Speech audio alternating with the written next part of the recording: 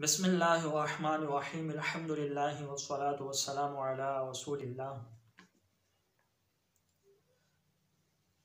फ़क़ाल अल कलिमतु क़ील हिया वल कलामु मुश्तक़्क़ानि मिनल कल्मि बितस्कीनिल लाम।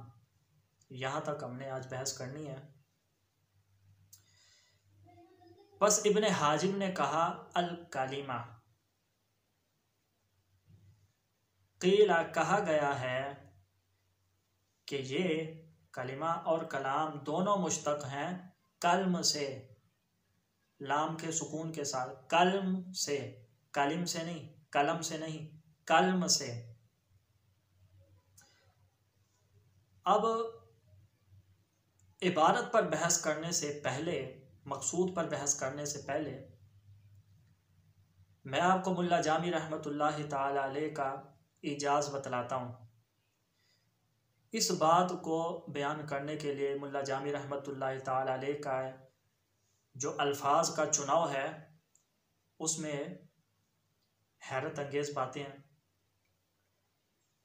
कि देखें, फ़क़ाला जितनी इबारत मैंने पढ़ी है उसमें सिर्फ अल कालिमा इब्ने हाजिब का है, काफिया का लफ्ज़ है कालिमा, अल कालिमा।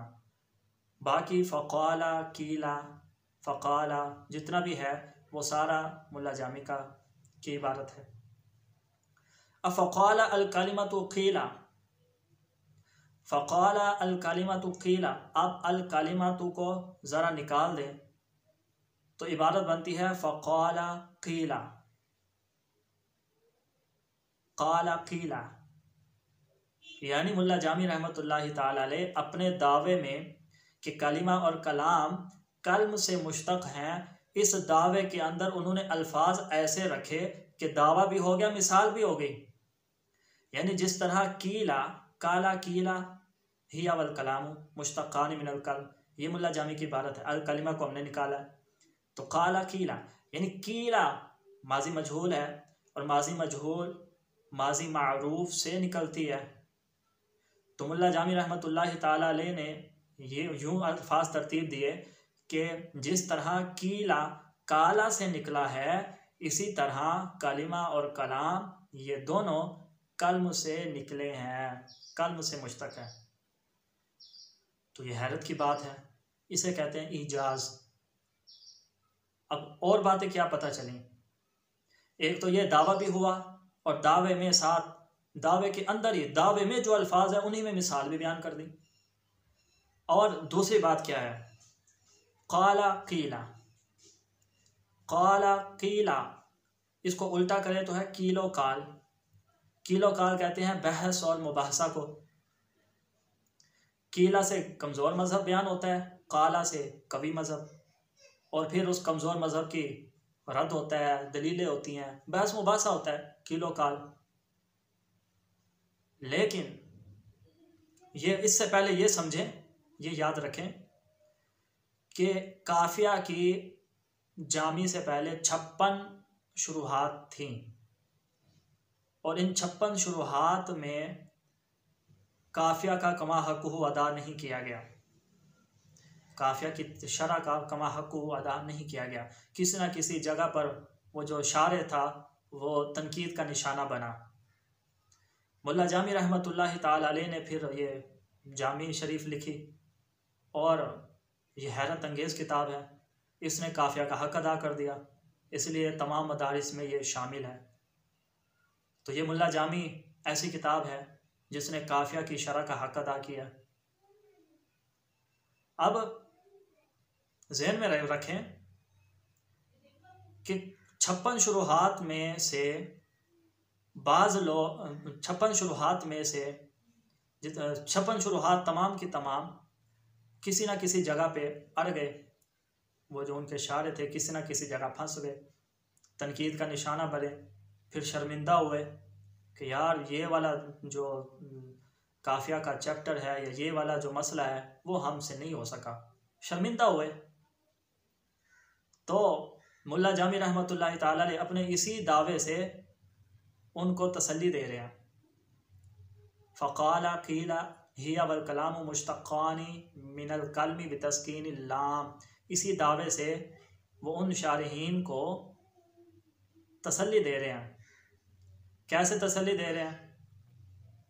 मुश्तक़ान इसका माना होता है निकलना, और तस्कीन माना सुकून है, लाम माना इसको ले आए शर्मिंदा के माना में, कि मुलावमत नफ्स लवामा होता है जो इंसान को गुनाह पर शर्मिंदा करता है।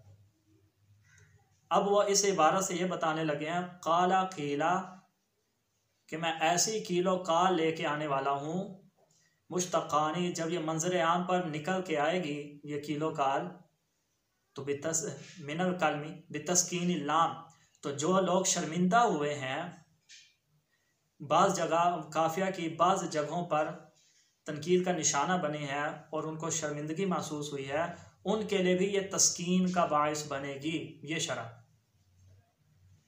तो देखें इस पूरी इबारत में वो क्या कुछ उन्होंने कह दिया